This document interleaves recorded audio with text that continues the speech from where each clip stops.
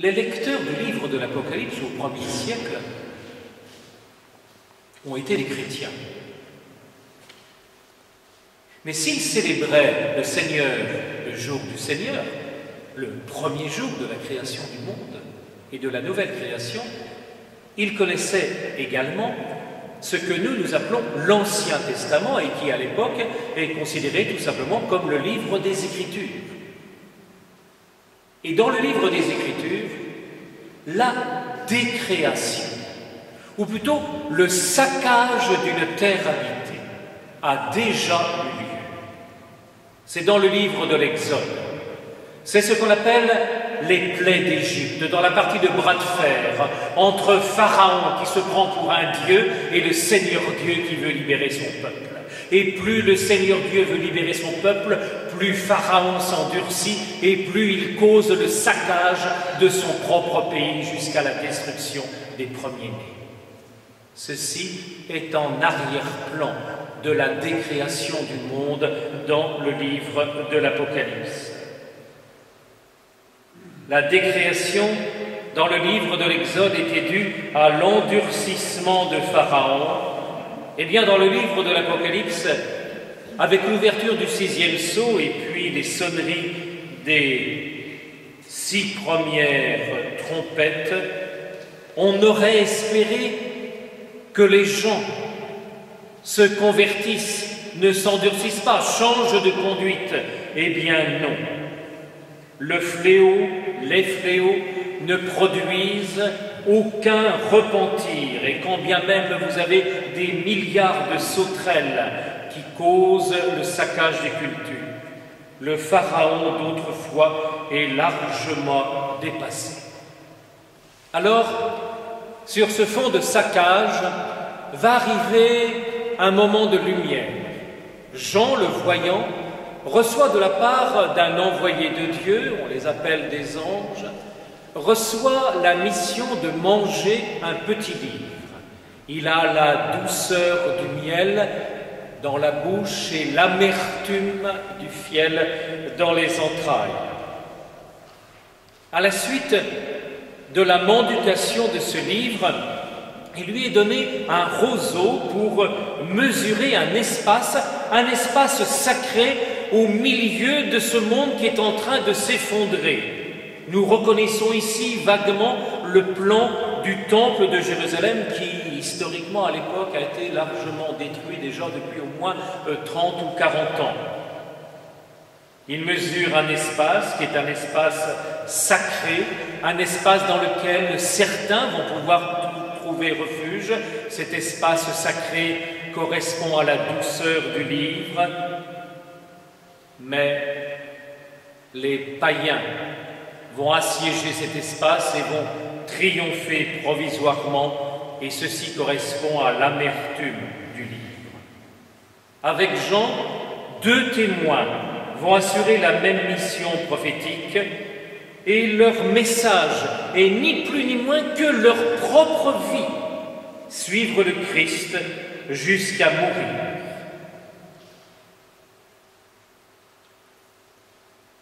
Avec les sonneries des 7 trompettes, avec la 5e sonnerie a été annoncé un malheur.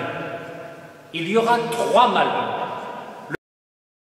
Les millions de sauterelles qui se sont répandues sur la terre. Le 2e malheur, je viens de vous le dire, c'est la destruction de la création du tiers de l'humanité, avec néanmoins la constitution d'une espèce d'espace encore sur lequel il peut y avoir salut. Il reste un 3e malheur à venir. Il va venir à la fin du chapitre 11 et au début du chapitre 12. Il va venir une fois que le voyant, guidé toujours par un ange, va assister à quelque chose d'absolument inouï, qui n'était jusqu'à présent jamais arrivé dans l'histoire. Et là encore, il faut se souvenir des Écritures, mais non plus du livre de l'Exode, mais du livre de Jérémie et du livre des Maccabées. Le livre des Maccabées raconte la résistance des Juifs à la culture grecque, et en particulier à la religion grecque, à l'impérialisme grec. Or, il est question à un moment donné de ce qui a disparu il y a très très longtemps, au moment de la chute de Jérusalem. Le temple a été incendié et l'arche d'alliance a été perdue. Alors, contrairement à Steven Spielberg, ça ne se trouve pas sur la terre, et tant pis pour Indiana Jones. L'arche d'alliance se trouvait en fait au-delà de la voûte céleste, nous dit le livre de l'Apocalypse. Elle va s'ouvrir, et sur l'horizon de l'arche d'alliance vont apparaître 3 signes. Les 2 premiers sont une femme vêtue de la splendeur de la création, l'être le plus beau qui ait jamais été décrit. Elle a la lune sous les pieds, elle est vêtue de soleil et elle a 12 étoiles autour de la tête. Or, cette femme, la plus splendide, crie dans les douleurs de l'enfantement. Et voilà qu'apparaît le 2e signe. Avec le signe le plus beau, vient le contraire, le signe le plus laid, le plus vil, le plus horrible qui soit, un dragon rouge-feu avec 7 têtes. Chacun des éléments de la description du dragon est aussi horrible que les éléments de la femme étaient splendides. Et il va y avoir affrontement entre les 2 signes, car le dragon se tient prêt à dévorer l'enfant que doit mettre au monde la femme. Par miracle, si tant est que le mot miracle ait un sens, c'est-à-dire intervention divine, par miracle, l'enfant va échapper à la mort et le dragon en sera pour ses frais. Dans sa fureur, il va poursuivre sa femme, laquelle sera protégée par Dieu, et dans un dernier soubresaut, le dragon va se retourner contre les autres enfants de la femme. Et nous apprenons avec stupéfaction que celle que nous pensions être le summum de la beauté de la création du monde, entourée par les astres, est la mère de l'humanité. Et qu'elle a d'autres enfants, et que ces enfants, ce sont des gens qui combattent le dragon, qui combattent le mal. Alors le dragon va faire jaillir de la mer, le lieu des abîmes, le lieu de tous les dangers, une bête, la bête de la mer, qui singe, je l'emploie le mot à dessein, qui singe l'agneau debout immolé, car cette bête de la mer est une sorte de clone ou de variation du dragon. Et là, elle aussi, 7 têtes, 10 cornes, 10 diadèmes, et l'une de ces têtes est immolée, exactement comme l'agneau. Et peut-être bien que malgré sa monstruosité, certains pourraient la confondre avec l'agneau debout immolé. Effectivement, cette bête qui semble avoir un pouvoir politique impérialiste, qui commande à la fois aux rois, aux chefs d'État, aux marchands et à tous les gouvernants, cette bête domine l'univers. Mais cette bête a un chiffre humain, ce chiffre qui a fait rêver des tas de poètes et de musiciens, 666. Quand j'étais gamin, il y avait un groupe qui s'appelait Aphrodite Child, qui a commis un album qui s'appelle 666. Ça peut se trouver chez les bons antiquaires. Ce chiffre n'est jamais qu'un chiffre humain. La bête de la mer qui fait peur, en fait, c'est quelqu'un que l'on peut détruire. Au service de la bête de la mer, surgit à ce moment-là de la terre une deuxième bête. Un peu plus tard, on l'appellera faux prophète. Cette deuxième bête représente le pouvoir religieux, la religion au service de la politique, l'alliance de l'autel et du trône, si je puis me permettre un anachronisme.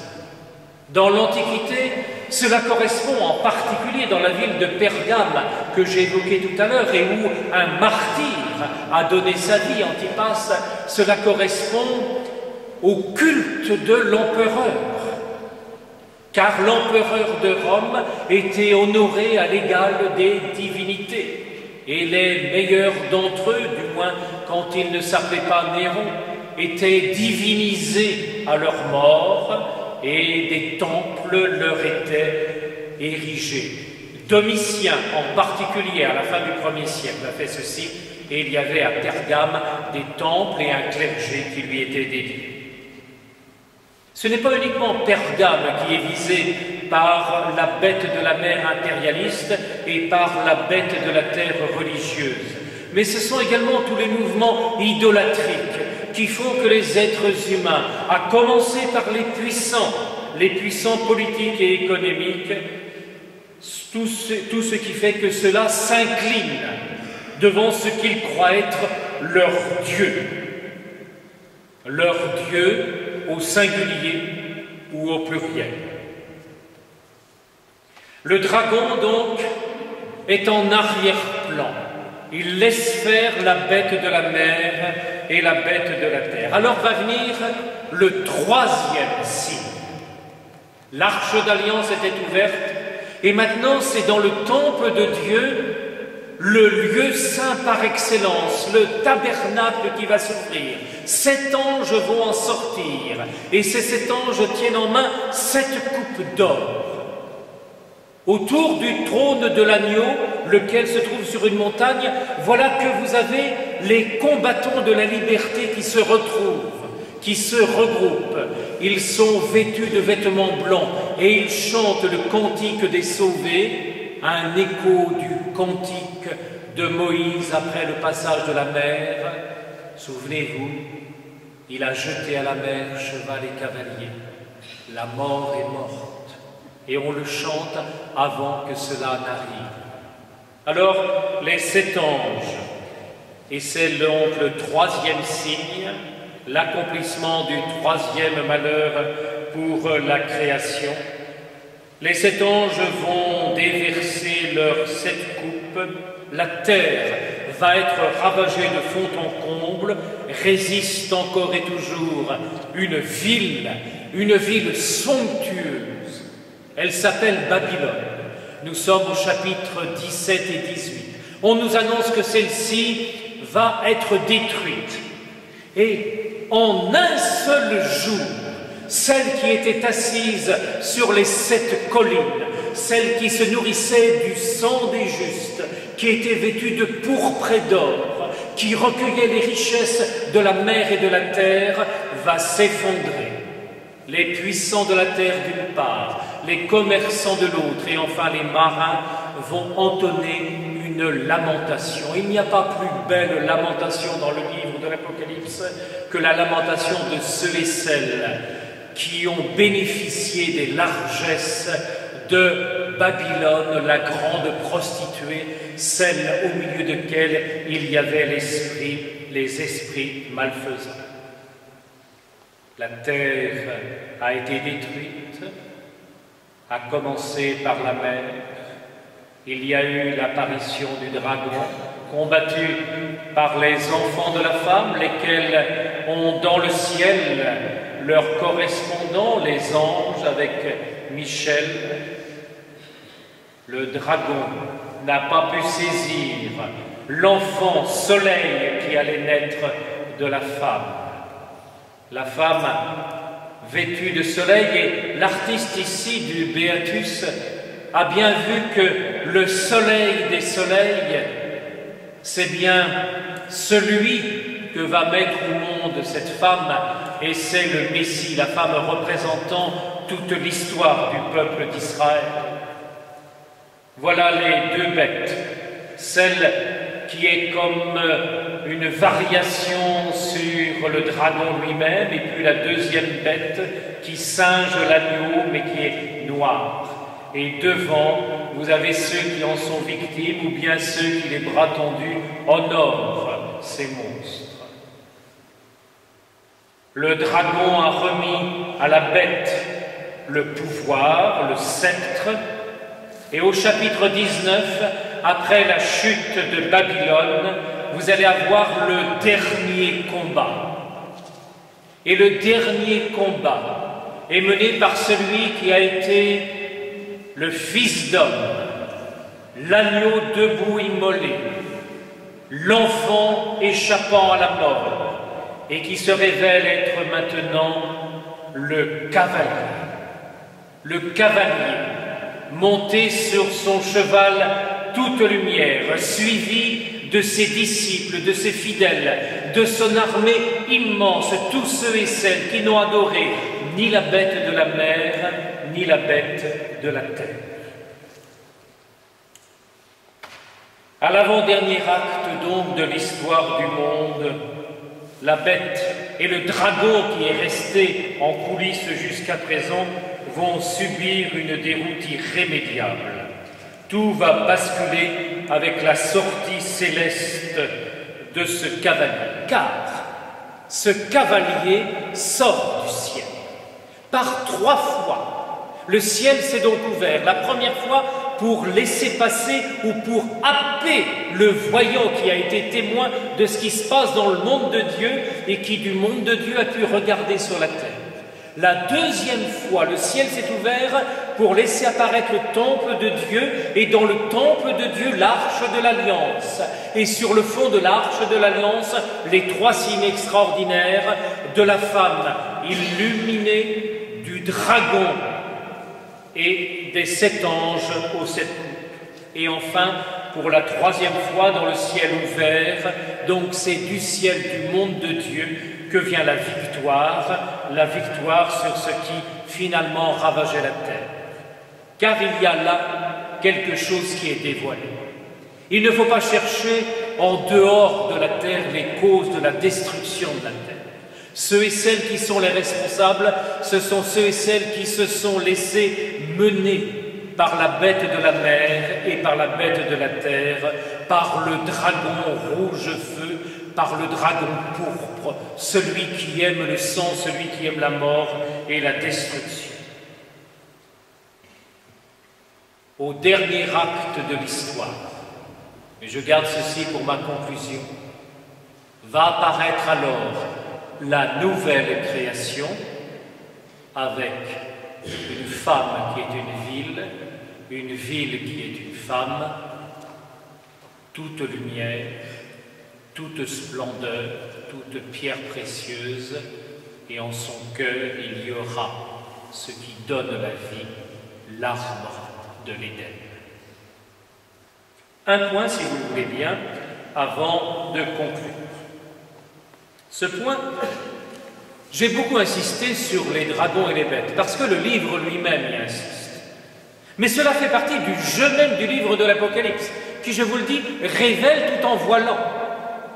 Et le voile est fait de multiples splendeurs, des splendeurs qui nous attirent, des splendeurs fascinantes. On nous dit que les gens heureux n'ont pas d'histoire. Eh bien, l'auteur du livre de l'Apocalypse accumule à plaisir les malheurs. Il accumule la destruction. Mais c'est comme un leurre. C'est comme un leurre pour ne pas montrer trop vite, tout de suite, ce qui en fait est visible uniquement quand on se met du côté de Dieu. C'est que quand bien même à vue humaine, c'est le mal qui mène le monde, c'est le dragon qui mène la danse, c'est la bête de la mer, impérialiste, et la bête de la terre qui organise le culte. Eh bien, malgré tout ça, par-dessus ou par-dessous ou au-delà de tout ça, il y a la lumière du Christ victorieux. L'agneau qui a donné son sang. Lumière, soleil des soleils, cavalier blanc qui ne cesse de combattre parce qu'il a combattu un jour du temps. Je vous l'ai dit, tout le livre de l'Apocalypse, l'ensemble des visions qui semblent saisir l'espace et le temps en son entier se concentrent sur le seul jour du Seigneur, le dimanche. Le sacrifice pascal du Christ, a institué le Christ comme le juge des vivants et des morts. L'action liturgique céleste qui avait commencé avec la vision du trône et la vision de l'agneau et la remise du livre. Or, nous-mêmes, nous lisons un livre dans nos célébrations liturgiques. Et dans ce livre, de façon cachée, à la manière des apocalypses, ce qui révèle tout en dévoilant, il pourrait bien avoir les clés d'interprétation de notre agir dans le monde et de l'agir de Dieu. Le sacrifice pascal du Christ a fait de celui-ci le juge des vivants et des morts. Et il nous faut nous situer, il nous faut nous décider devant l'agneau, devant le soleil des soleils. Soit nous acceptons de faire partie de ses disciples, au risque d'être exclus de la vie économique, au risque d'encourir la mort, au risque d'être persécutés par les pouvoirs politiques et religieux, ou bien trompés ou complices ou menacés par le dragon et ses sbires, nous tournons le dos à celui qui pourtant nous a sauvés. Lorsque la dernière trompette aura sonné, il sera presque trop tard. Une ultime fois, avant que ne sonne la 7e trompette, que n'apparaisse le dragon et la femme, un ange aura appelé à craindre Dieu avant que n'intervienne le châtiment des méchants, de ceux qui en fait sont les nouveaux pharaons, qui en fait sont les coupables, ceux et celles qui saccagent notre terre. Ceux et celles qui peuvent se repentir, alors ceux-là rejoindront l'armée du dernier cavalier. Les disciples du Christ participent à la victoire pascale de ce dernier. Eux aussi ont été enfantés par la femme vêtue de soleil, avec la lune sous les pieds et couronnée par les étoiles. Eux aussi sont les enfants de la lumière. Ils sont les enfants de la première création et de la dernière création.